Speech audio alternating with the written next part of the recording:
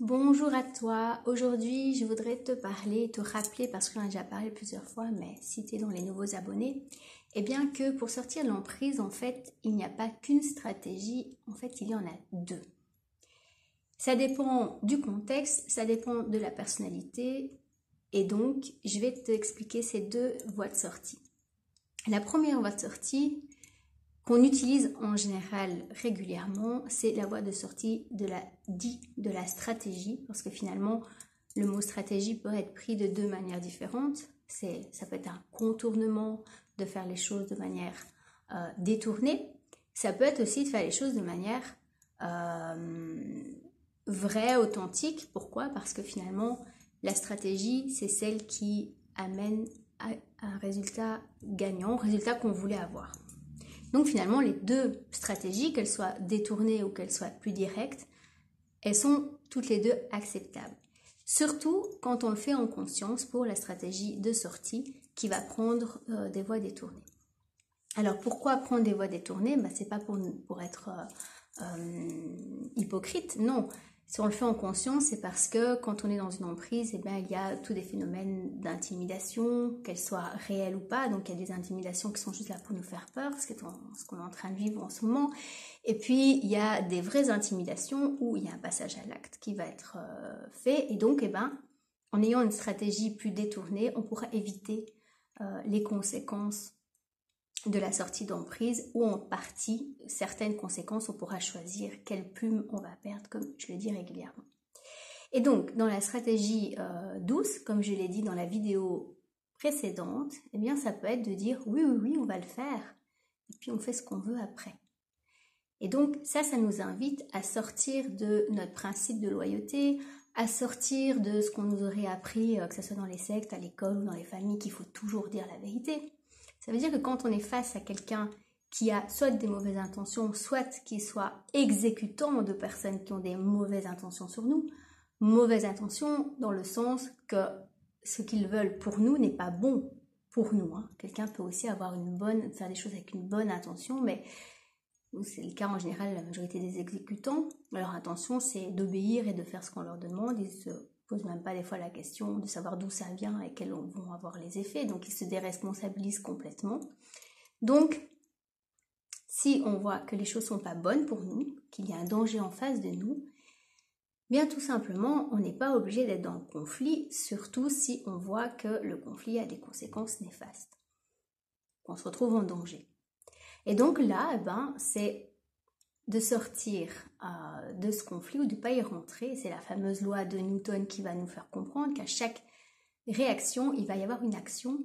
Donc, c'est d'être dans le lâcher-prise et de trouver des solutions. Comme par exemple, le masque. Ok, on a beaucoup débattu par rapport à ça, les anti-masques, voilà. Maintenant, si on met le masque pour pouvoir faire ses achats, pour éviter qu'il y ait des gens qui nous interpellent dans les magasins ou ailleurs ou nous culpabilisent, qu'on le fait en conscience, on peut dire qu'on est déjà dans une stratégie de sortie d'emprise parce que nous, on sait les choses et qu'on ne le fait pas parce qu'on nous demande d'obéir, mais pour éviter un conflit. Donc en fait, dans la stratégie de sortie où il va y avoir un détournement, on ne va pas faire les choses directement comme on sait qu'elles sont bonnes pour nous, mais c'est qu'on va prendre en compte en fait tout le système, l'environnement et qu'on va faire au mieux de ce qu'on peut. C'est pour ça que quand tu vois des personnes autour de toi qui ont des masques ou qui peuvent peut-être dire certaines choses, peut-être qu'elles pensent différemment en public, c'est vraiment important de ne pas être dans le jugement parce que cette stratégie de ne pas se dévoiler, elle fait partie aussi de ce que les personnes ont mis en place pendant les guerres, pendant la résistance. Les meilleurs résistants, les meilleurs héros, c'est les gens qui finalement étaient des traîtres pour l'autre partie puisque ils faisaient croire qu'ils étaient loyaux, mais en réalité, ils ne l'étaient pas. Et moi, je constate, pour discuter avec des professeurs qui me disent, mais moi, ce que je fais, c'est que je ne fais pas le gel hydroalcoolique aux enfants, je leur fais laver les mains au savon, comme d'habitude, avant et après manger, ou des choses comme ça. Et donc, elles ne participent pas à tout ça. Donc, c'est la conscience qui est derrière qui est important. Et vraiment sortir de ce jugement, ce sera vraiment important. Et donc, pour revenir aux stratégies, donc ça dépend aussi de la personnalité. Il y a des gens qui ont une personnalité plus, ça c'est assez belge aussi, à faire les choses par derrière, à trouver des compromis. pour trouver comment se sortir de ça avec le moins de dégâts possible. Et donc finalement, c'est notre cerveau qui veut se protéger contre les dites punitions ou les confrontations, qui va mettre ces stratégies en place. Donc tant que c'est fait en conscience, c'est très bien, parce que le jour où il n'y a plus d'emprise, où on a affronté toutes nos peurs qui font qu'on est encore dans ces choix de détournement, eh bien ça se fera directement, où ces personnes vont révéler que finalement elles étaient contre tout ça. La deuxième voie de sortie, c'est celle qui est directe. Donc c'est plus confrontant. Et du moment que c'est plus confrontant, ça veut dire quoi? Ça veut dire qu'il faut avoir une fameuse, ce que moi j'appelle une immunité psychologique. Donc il faut être fameusement fort à l'intérieur, ne pas avoir de peur, pour pouvoir affronter tout ça et se révéler, parce que quand on fait pas les choses comme les autres, quand on dit des choses qui paraissent complètement ahurissantes pour la majorité des autres personnes, eh bien on a des grands moments de solitude. Donc il faut avoir beaucoup de courage pour faire ça, et si on n'en est pas encore là, c'est ok, et ça dépend aussi des circonstances. Et il y a des moments où c'est pas opportun de le faire, parce que soit on se crame, du coup on sait qu'on est un traître, et donc c'est peut-être pas le moment, et donc on pourra peut-être pas faire le même travail qu'avant, et ou soit on va se retrouver vraiment seul, et ça peut faire des déchirures familiales. Donc je dirais que les deux stratégies sont bonnes, mais c'est vraiment en fonction du contexte, du bon moment aussi à avoir. Avoir trop de courage, en fait, c'est aussi un côté d'ego qui n'est peut-être pas la sagesse. Et donc, si on veut être dans la sagesse, eh bien, c'est d'écouter quelle est la stratégie qui est bonne à opter pour le moment. Et c'est aussi de se dire que c'est pas parce qu'on opte pour une stratégie qu'on est spécialement hypocrite.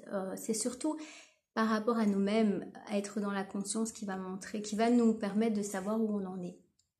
Voilà, donc je voulais partager ça avec toi par rapport à ce qu'on est en train de vivre en ce moment, parce que ça me semblait important de le réexprimer, donc je l'ai exprimé dans d'autres vidéos. Et donc, ce qui va se passer là par rapport au vaccin, ça va être assez difficile à vivre, je pense, mais d'un autre côté, on y va, il faut y aller.